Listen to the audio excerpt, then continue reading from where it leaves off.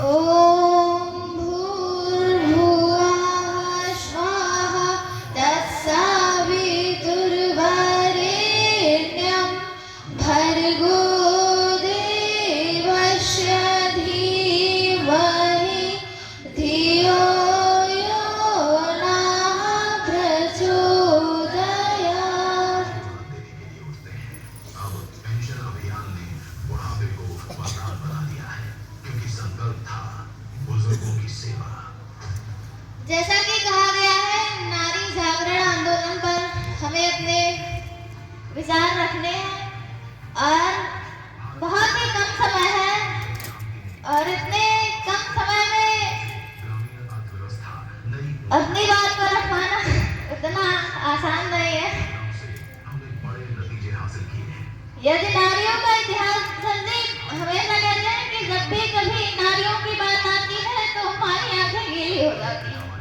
हाँ, ये सही है, क्योंकि हम सब आज एक चीज पढ़ना भूल गए हैं, अपना इतिहास। अगर इतिहास पढ़ेंगे ना तो हमारी आंखें कभी गीली ना हो, ऐसा नहीं हो सकता। क्योंकि जब भी नारियों की बात आती है तो या तो उनके शौर्य साहस संवेदना दिखाई देती है, या तो उनकी उन दासियों वाली स्थिति जब उन्हें केवल उपभोग की वस्तुएं मानी जाती थी, जब उनका अपने सोचने का अधिकार तक नहीं दिया जाता था। और हमारे अंदर अभी उतनी पीड़ा नहीं आई है नारियों के प्रति, नहीं तो कोई कुछ ऐसा तो कर ही देते कि लोग जागृत हो जाए। पर एक आग थी सावित्रीबाई फुले जी के अंदर, जिन्होंने आज हमें यहाँ बैठाया है। शिक्षा का अधिकार भी नहीं था हमें, और आज देख रहे हैं आपकी दो देव कन्याएं आपके सामने वैदिक मंत्रों का उच्चार कर रही हैं। बस इसीलिए नारी जागरण की आवश्यकता है। जब भगवान ने कहा है कि नर और नारी दोनों एक गाड़ी के दो पहिए हैं, तो बताइए एक पहिया खराब होगा तो क्या गाड़ी चल पाएगी? इसी तरह जो ये आप देख रहे हैं कि देश में जितनी विडंबनाएं, जितनी समस्याएं हैं, वो सब इसीलिए है क्योंकि गाड़ी का एक पहिया खराब है। और उसे सुधार करने के लिए गुरुदेव ने आंदोलन चलाया था, नारी जागरण आंदोलन। और उन्हीं की देन है कि आज आपको कुछ नारियां जागृत दिखाई देती होंगी, पर अभी भी अगर गांव में जाएं तो आप देखेंगे कि नहीं, अभी कुछ नारियों तक वे आंधियां पहुंची ही नहीं जो समाज को एक नई दिशा देंगी। नारी जागरण इसलिए आवश्यक है क्योंकि आप बताइए कि समाज का विकास कैसे होगा जब समाज में सुविकसित लोग होंगे, शिक्षित लोग होंगे, जिनके अंदर संस्कार होंगे, गुण होंगे। यदि ऐसे नहीं होंगे तो कितने भी पढ़े लिखे हों, वो देश को बर्बाद करने के सिवाय देश को बना नहीं पाएंगे। और संस्कार जो अभी आप कहीं भी गड़बड़ी देखते होंगे तो कहते होंगे इनके संस्कार ऐसे इसलिए ऐसे कर रहे हैं। काश इन्हें भी देश से प्रेम करना सिखाया गया होता तो आज आतंकवादी न बनते। काश इन्हें भी यह सिखाया जाता कि नशा करना गलत है तो आज ये नशा न करते। काश इन्हें भी सिखाया जाता कि माता पिता की इज्जत करनी चाहिए तो इज्जत करते। आप देखते हैं कि आज के बच्चे माँ पिता को ऐसी ऐसी गालियां देते हैं जिन्हें सुनने के बाद अपने गानों से विश्वास उठ जाता है, और ऐसा हमने गाँव में सुना है। तो इन सबका मूल कारण क्या है कि हमारे अंदर संस्कार गायब हो गए। संस्कार कहाँ से पाते हैं आप? पहले माँ ही के पास तो आते हैं, माँ से ही तो संस्कार लेते हैं। माँ कौन है? नारी है। जब माँ के अंदर संस्कार होंगे तभी तो देंगी। आपको पता होगा कि मध्यकालीन युग से ऐसा आया कि नारियों को कुछ अधिकार ही नहीं दिया गया। लोग कहते गीता रामायण वेद पढ़ने से क्या होगा, तो जीजा माँ यानी जीजाबाई, शिवाजी की माँ, आप उनको जानते होंगे, वो भी वही पढ़ती थी और आप उनके पुत्र को देख लीजिए। पर जब से ये बंद हो गया, लोग कहते हैं इन्हें पढ़ने से क्या होगा, तब से आप देख लीजिए कितने संस्कारवान बच्चे आपके समाज में हैं। हमें लगता है जितने भी गायत्री परिवार में लोग संस्कारित मिलते हैं वो गुरुदेव के विचारों से पढ़े होते, बुने होते हैं, और वो गायत्री परिवार के घर के होते हैं। तब आप उनको कहते हैं हाँ व्यक्ति तो ऐसा होना चाहिए।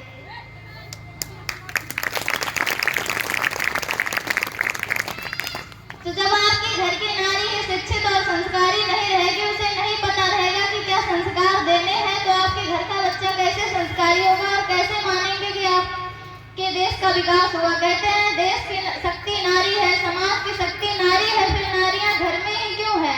फिर नारियों को क्यों नहीं पढ़ना रही है क्या? आजकल की नारियों को बहुत छूट मिल गई है, पहले तो इतनी नहीं मिलती थी। पढ़ने भी लगी हैं, पर क्या पढ़ने से सिर्फ देश का विकास हो जाएगा यदि हम में से संस्कार चले जाएं? पढ़ती तो पश्चिमी सभ्यताओं की महिलाएं भी हैं, जैसे कि अमेरिका, वहां सब जाके देखिए, पर वहां के बूढ़े माँ बाप आपको वृद्धाश्रम में ही मिलेंगे, है ना ऐसा? तो क्या हम भी चाहते हैं अपने आंगन का वो वृक्ष जो हमें छांव देता है, हमारे माँ बाप जो कभी बूढ़े हो जाते हैं, हमारे भी युवा आगे चलकर उनको ऐसे ही वृद्धाश्रम में भेज दें? नहीं। तो इसके लिए नारियों, आप सब पढ़िए और जागृत बनिए, क्योंकि जब आप जागृत बनेंगे तभी देश को भगत सिंह, शिवाजी जैसे सबूत मिल पाएंगे, नहीं तो हमें नहीं लगता कि हो पाएगा। हमारे गांव की एक छोटी सी घटना है, जब भी हम कहते हैं कि आप हमारे मिशन से जुड़ जाइए, हमारी बातों को सुनिए, हमारे गुरुदेव के विचारों को पढ़िए, आप में भी संस्कार होंगे और आप देश के लिए कुछ कर पाएंगे। नहीं कर पाएंगे तो जो आप में अच्छे गुण हैं वो तो दूसरे को सिखा ही पाएंगे। तो वो कहती हैं कि नहीं, हमारे घर के काम इम्पोर्टेंट है, जो समय मिलता है वो यूं ही ऐसे गुजार देते हैं, उन्हें लगता है सबसे क्या होगा, हमारी जिंदगी तो यहीं तक सीमित है। अगर महिलाओं को ये बताया जाता कि नहीं, हमारी जिंदगी सिर्फ चूल्हे चौके तक सीमित नहीं, हमें अपनी शिक्षा को भी प्रधानता देनी चाहिए, तो आज वो भी शिक्षा का महत्व समझती, लेकिन नहीं समझती हैं। आज हम देखते हैं कि कुछ महिलाएं गांव की ऐसी हैं, शायद आपको बुरा लगे पर हमने गांव की बात बता रहे हैं, वो खुद भी गाली देती हैं, उनके बच्चे भी देते हैं, और देखते हैं तो ऐसे हृदय मचल जाता है कि ऐसा क्यों हो रहा है। आपको जो नुक्कड़ पे कहा जाता है कि बच्चे दिख रहे हैं नशा करते हुए, गाली देते हुए, और उनके कपड़े भी ऐसे होते हैं जैसे देख लो तो हंसी आ जाए कि बताओ इनकी बुद्धि कैसी है। तो सब इसीलिए कि उनको उस प्रकार का संस्कार नहीं दिया गया, उन्हें सभ्यताएं नहीं सिखाई गई।